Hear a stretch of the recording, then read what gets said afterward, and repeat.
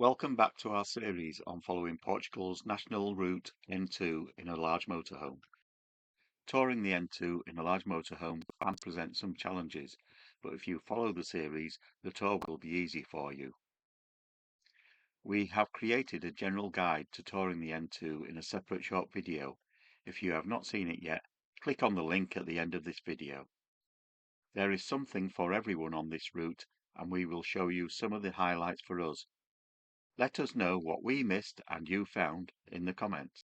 If you like what you see, please subscribe to our channel. It will cost you nothing, but will help to grow our channel. We will provide a QR code later to help you subscribe. This video covers the section from Chaves to Vila Real. We arrived in Chaves on a Sunday and stayed in the car park on the riverside. It had no services, but it was level, hard standing and a 5-minute walk into the centre of the town.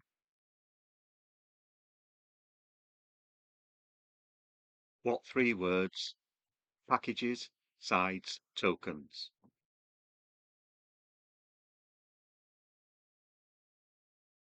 On arrival, we took a walk to the tourist office, which is near the thermal baths. The lady there spoke good English and was very welcoming. She spent 10 to 15 minutes telling us all about Chaves and the Route 92. She also gave us some maps and a free N2 passport which she stamped.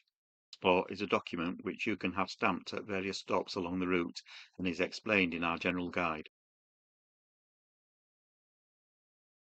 After getting the passport, we strolled over the footbridge across the river and continued on through the park to the bar at Kilometre 0, where we took photos at the roundabout, marking the start of the N2.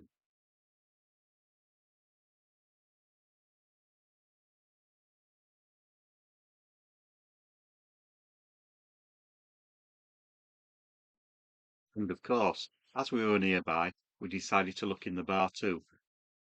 Just for you guys.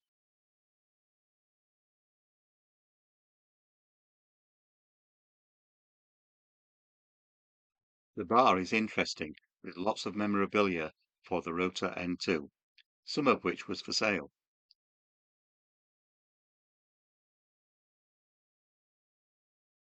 Here we were given our Kilometre 0 stamp as we bought some drinks. After taking the drinks outside, we spent a little time looking at our passports and working our way through all the information provided. After our light refreshments, we returned to our stopover via the old Roman bridge with its ancient waymarkers prominent in the centre, an early example of signposts. If you want to subscribe, get your phones ready to scan and hit the pause button now.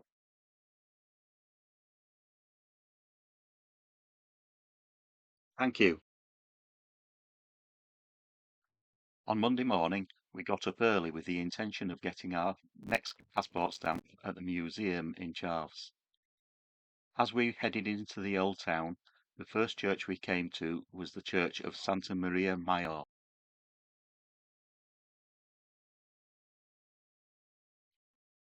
Built in the 12th century, this church had elaborate decorations on the inside, as well as some beautiful stained glass windows.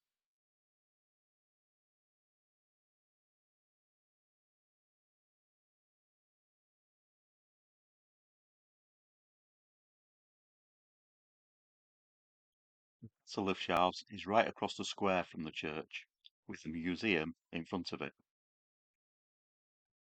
Unfortunately, as is the norm in Portugal, the museum did not open until 10 o'clock that morning.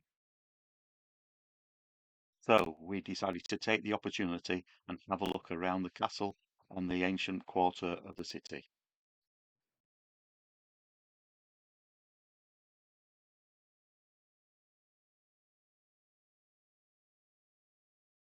Castle battlements have now become some beautiful, well-tended gardens, from which you can get some fantastic views across the area.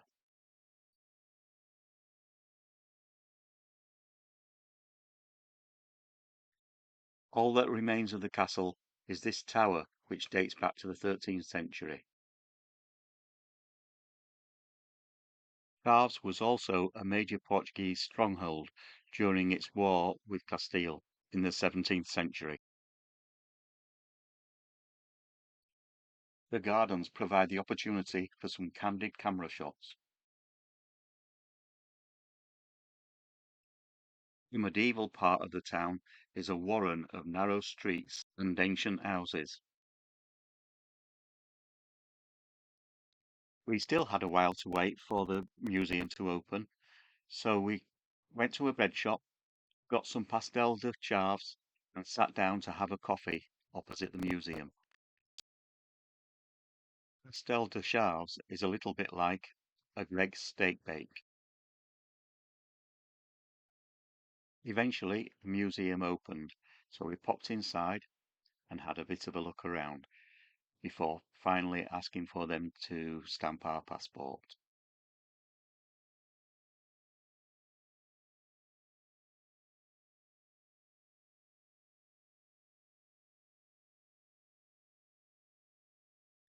The exhibits you see here are just the ones on show in the foyer of the museum.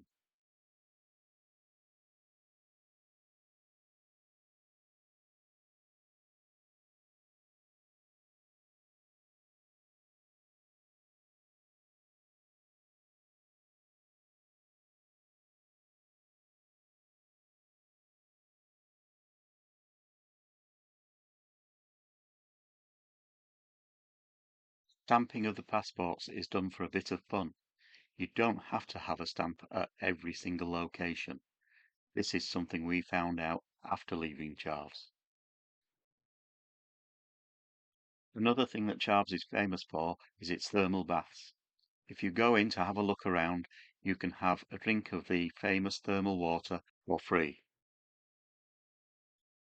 The water is served hot, fresh from the spring, and you get a slight background taste of all the minerals. Outside, you can see the bathing pools from days of old, and the spring, where the water comes out of the ground at 76 degrees centigrade.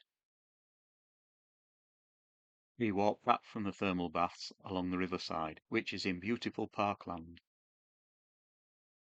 There are lots of bridges to enable you to cross the river, but there's also some stepping stones, which are a bit of fun to walk across. The river in Chaves is called the Tamiga.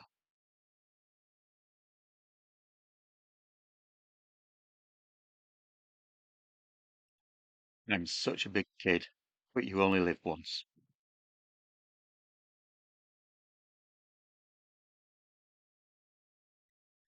Ponte Trajano, the Roman bridge, is one of the finest Roman bridges in Portugal. The side of the road on the way back to the car park is the Roman Baths Museum. These baths were discovered back in 2005 when they did archaeological surveys before building an underground car park.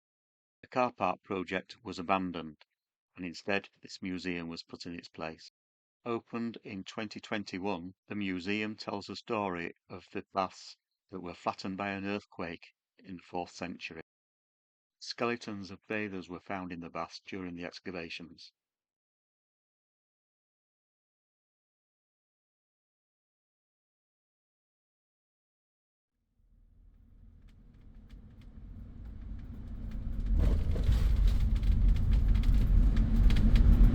Here we are at the start of N2, 738 kilometres to go.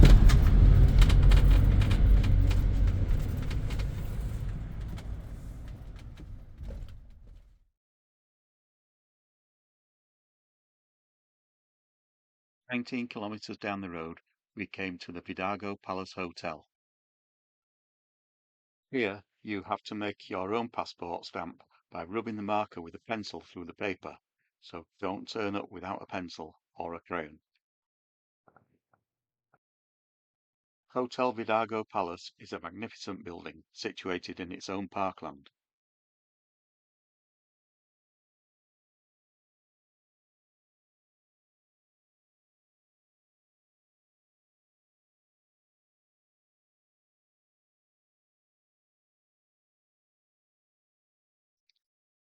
King Carlos I had the vision for this hotel to be built as a luxury therapeutic resort of international repute.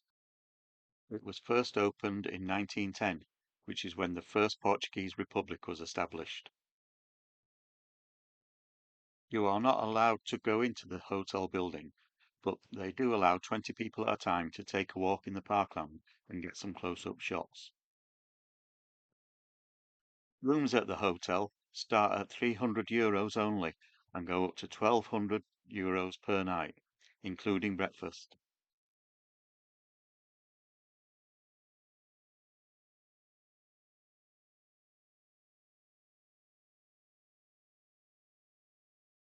The building is quite magnificent, but it's not as big as it seems when you see it from the end on. It is possible to park right opposite the gates to the hotel.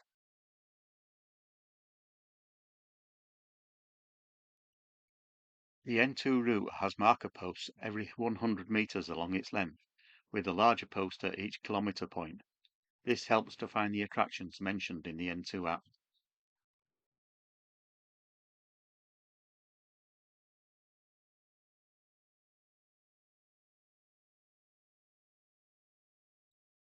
Another 11 kilometres along the road is Pedras Salgadas. This little town sprung up due to the local springs, if you get my pun. Here, if you turn right at the first roundabout, it will drop you down to a car park which is ample for motorhomes, and it is right outside the gates to the Pedras Salgadas Spa and Nature Park. Entrance to the park is totally free.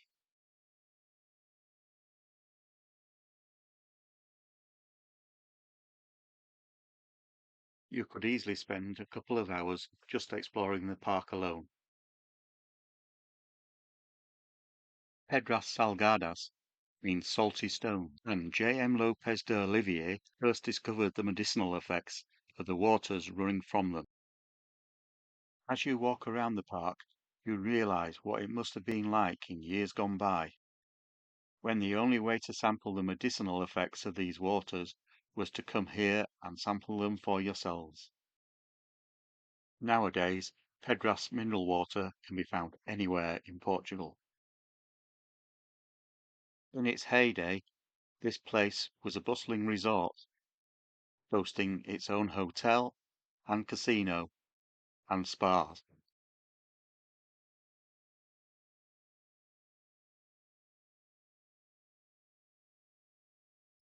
Today, the hotel is a ruin, and all the visitors have disappeared.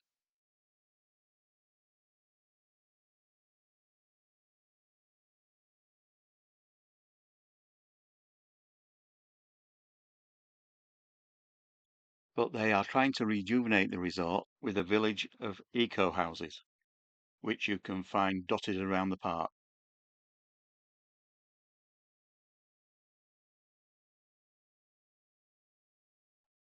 It's a very interesting place to visit.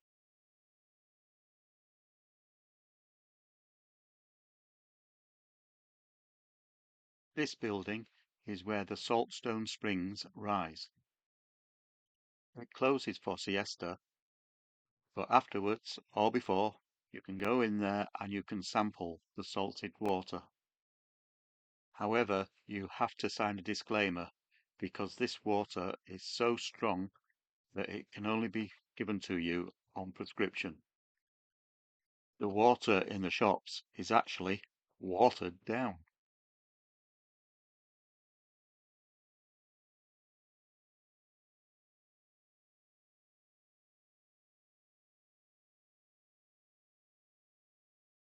They only allow you to have a small cupful because if you have a kidney stone, it could make it worse.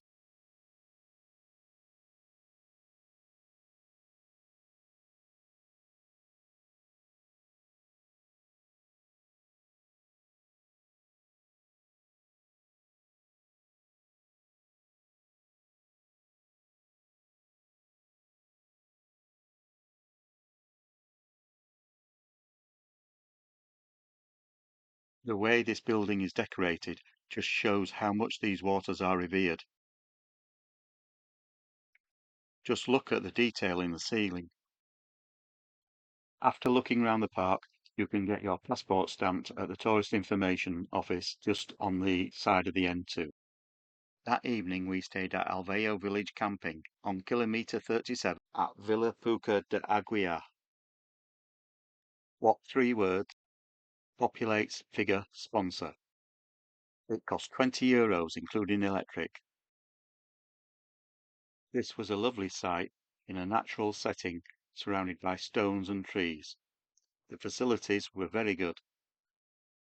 There was clothes and dishwashing facilities in its own purpose-built block, and very clean toilets and showers with plenty of hot water. The ladies' and gents' toilets were both in separate blocks.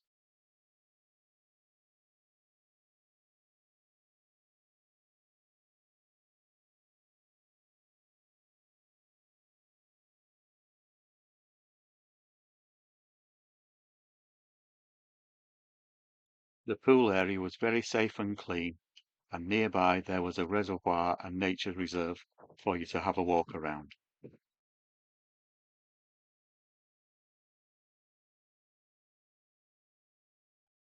The next morning we set off for Vila Real. Interestingly, there was a stark contrast in the scenery above and below Vila Real, because the town is on the northern edge of the Douro Valley. Vila Real is where you will find the Palace of Matthias and also the cathedral. However, we found that parking in Vila Real and at the Palace of Matthias was a nightmare. We didn't even get our passport stamped. In hindsight, we may have been better turning up at the end of the day. With a bit of planning, we would have known that we could have got our passport stamped at the petrol station just as you leave Vila Real. Sit till next time when we carry on to Lamego. To get notified when it's available, subscribe and hit the bell. Thank you for watching, and safe travels to you all.